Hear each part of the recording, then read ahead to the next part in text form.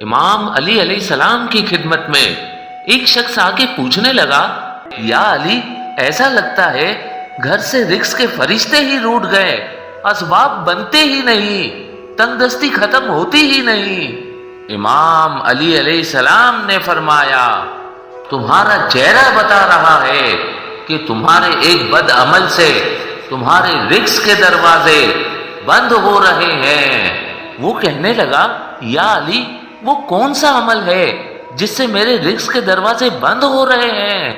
امام علی علیہ السلام نے فرمایا، وہ عمل غیبت کرنا ہے۔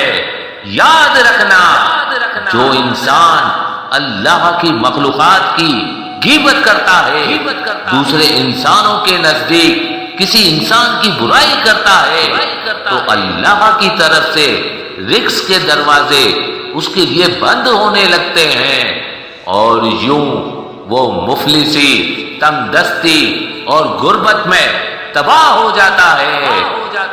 اے شخص، تم اپنے آپ کو اس عمل سے دور کر دو، اللہ کے فضل و کرم سے تمہارے رزق کے دروازے تمہارے لیے کھل جائیں گے۔